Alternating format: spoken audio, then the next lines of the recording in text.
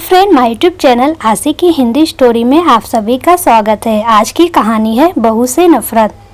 Mummy, मैं कह रही हूँ ना, मैं सिया से ही शादी करूँगा, अन्यथा मैं जिंदगी भर कुंवारा रह जाऊँगा और यह मेरा अंतिम निर्णय है। अब इस विषय पर मैं आपसे आगे बहस नहीं करूँगा। तभी अभिनव की मम्मी रमा जी ने कहा, बेटा तू समझता क्यों नहीं है? हमने तेरे सामने सिया की जन्म कुंडली पंडित जी को दिखाई थी ना, और उन्होंने सिया की कुंडली में मांगलिक दोष बताया है।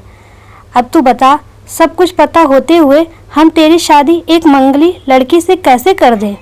तू जानती नहीं कि मंगली दोष वाले की जीवन साथी की मौत जल्दी हो जाया करती है, इसलिए तुझे मैं समझा रही हूँ, तू भूल जा सिया को। रमा जी ने अभिनव को बहुत समझाया, पर अभिनव का कहना था कि जब मैंने सिया से प्यार किया था तब मैंने उसके साथ प्यार करते हुए जन्म कुंडली का मिलान नहीं किया था, ना ही मैं इन मिलानों को मानता हूँ। इसलिए अब बस मैं शादी करूँगा तो सिर्फ सिया से, और यह मेरा आखिरी फैसला है।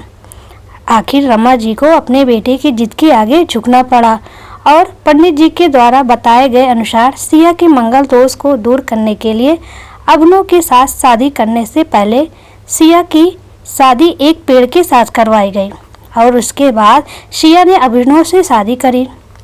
सिया दुल्हन बनकर अभिनव के घर आई, पर रमा जी को सिया का मंगलिक होना अभी भी खटक रहा था और रमा जी उसे दिल से नहीं अपना पा रही थी, और घर में कुछ भी परेशानी आती तो उसका दोष सिया को ही दिया जाता। लेकिन सिया पढ़ी लिखी संस्कारी लड़की थी और वह अपनी सासू माँ से मिले इन बेवजह आरोपों को अपने दिल से नहीं लगाती थी, और ऐसे ही ससुराल में उसके दिन कट रहे थे। एक दिन अभिनव ऑफिस से जल्दी घर आ जाता है।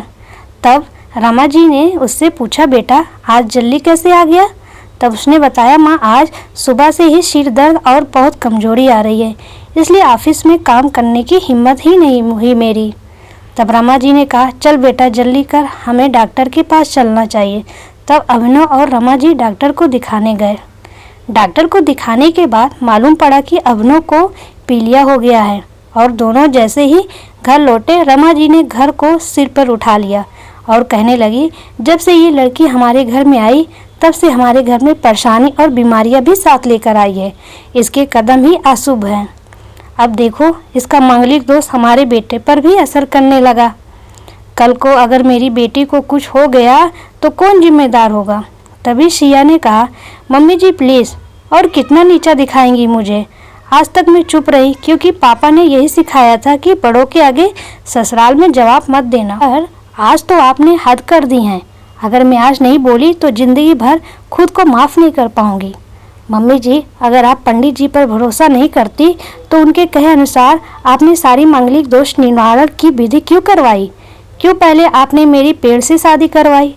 दोष मेरा मांगलिक होना नहीं है, बल्कि दोष तो मेरा आपकी बहू होना है, क्योंकि घर में जाने अनजाने में कुछ भी परेशानी आती है उसको आप मुझसे जोड़ देती हैं, और जब कोई सास अपनी बहू से सिर्फ नफरत कर रही होती है तब यह बहू दोष बेटे बहू को नहीं, पूरे परिवार को परेशानी में डाल देता है।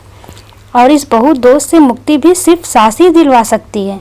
बहू को अपनी बहू माने, उसे दिल से अपनाए, उसे भी सम्मान दे और यह महसूस कराए कि वो भी इस परिवार के सदस्य है, नहीं तो बहु दोष मंगली दोष से भी ज़्यादा पीड़ादायक हो जाता है।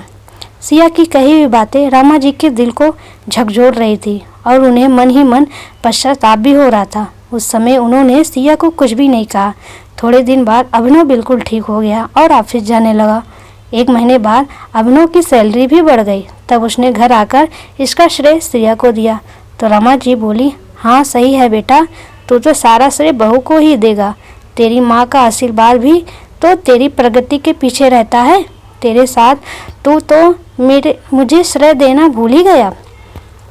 तब अभिनव ने कहा, माँ इस बार सिया का मांगलिक दोष मुझ पर और ना मेरी तरक्की पर नहीं लगा, और माँ जब हम बुरी परेशानियों का श्रेय सिया को देते हैं तो अच्छे कामों का श्रेय भी सिया को देना ही चाहिए, तो इसलिए आज का सारा सिया को जाता है। अभिनव ने हंसते हुए कहा।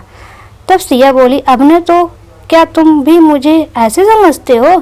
तब अभिनव ने कहा, नहीं नहीं सिया, बिल्कुल नहीं, बल्कि मैं तो माँ को ये समझाना चाह रहा हूँ कि सुख दुख हमारे जीवन का हिस्सा है और कभी जीवन में खुशियाँ आती हैं तो कभी गम में भी आते हैं। इसलिए हमें परिवार के सदस्य या अपनी बहू को दोष देना उचित नहीं है। तभी रमा जी बोली, बेटा सही कह रहा है तू, और तेरी तरक्की ही बहुत ही है।